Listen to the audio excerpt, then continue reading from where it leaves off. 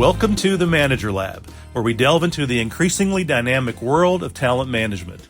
In each episode, we will unravel key insights, break down the most relevant books and articles, and provide actionable tips to optimize your approach in developing and retaining top talent. Stay tuned for a deep dive into the art, science, and strategy of unlocking your team's full potential. Let's enter the Manager Lab. Today we're talking about a challenge nearly every manager is facing. How do you support your employees' career growth when everyone is already overwhelmed? Between constant meetings, shifting priorities, staffing shortages, burnout, and the pressure to simply, quote, keep up, development conversations can easily fall to the bottom of the list. But according to a recent Harvard Business Review article by Rebecca Knight, that's exactly the wrong move. Because here's the reality. When employees stop growing, they start disengaging.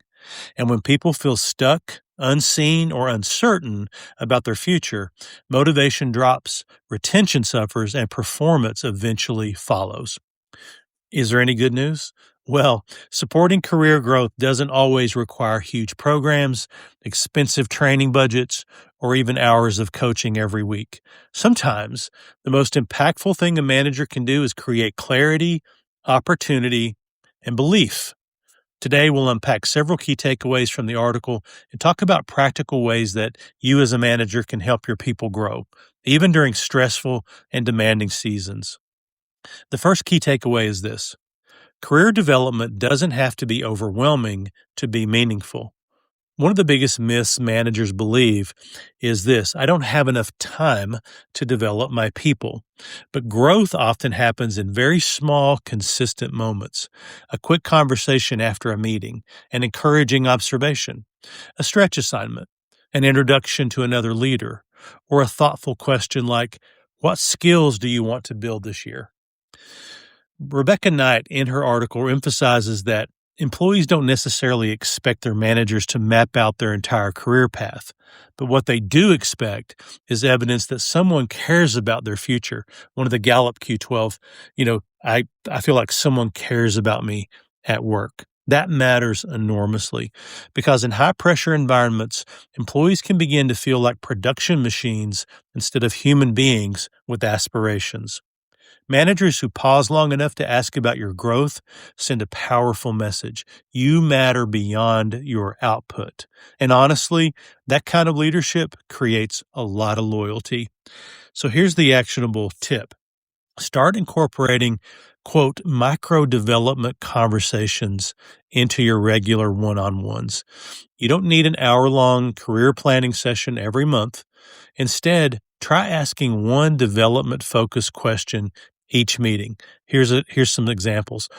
What's something you'd like to learn? What part of your work energizes you or engages you the most? What challenge would help you grow right now? What skills do you think will matter most for your future? Small conversations creating long-term momentum. The second takeaway is this. Managers should focus less on promotions and more on progress. In overwhelmed organizations, promotions may be limited, budgets may be tight, roles may not immediately open up, but growth can still happen. Employees grow when they gain confidence, visibility, skills, influence, even tiny bits of experience. One example highlighted in the article is helping employees expand through stretch opportunities rather than formal advancement. That could mean leading a project, presenting in a very important meeting, mentoring a new employee, cross-training with another team, or participating in a problem-solving discussion, maybe with higher senior leaders in the room. These opportunities help employees feel trusted and invested in, and trust is one of the greatest motivators in leadership. As managers, we sometimes underestimate how empowering it feels when someone says, I think you're ready for more. Here's a practical leadership reminder. Don't wait until someone is full ready before giving them growth opportunities. Growth often happens because of the challenge, not before it. So great leaders stretch people carefully and then support them consistently. Now, the third takeaway from the article is especially important. Career growth should align with the employee's strengths and interests, not just organizational needs. This is where many managers unintentionally miss the mark. Sometimes leaders only think about development through the lens of what does the company need? But the best development conversations also ask, what motivates this person? What are they naturally good at? What kind of work gives them energy? Because sustainable growth happens at the intersection of organizational value and personal fulfillment.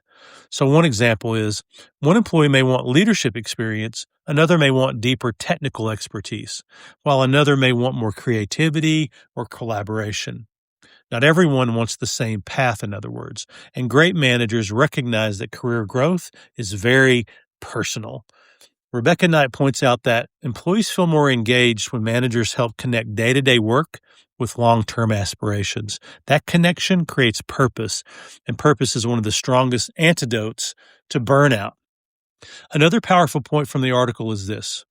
Managers don't need to have all the answers. That's really important. A lot of leaders feel pressure to become career counselors or mentors or coaches and strategists all at once. But your role isn't to perfectly direct someone's career. Your role is to support exploration. Sometimes the best thing you can say is, well, I'm really not sure, but let's figure this out together. That humility builds trust. And often helping employees discover possibilities is more valuable than giving them rigid answers.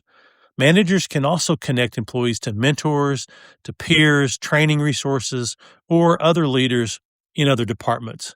You don't have to carry the entire burden alone. So here's an actionable strategy. Become a connector.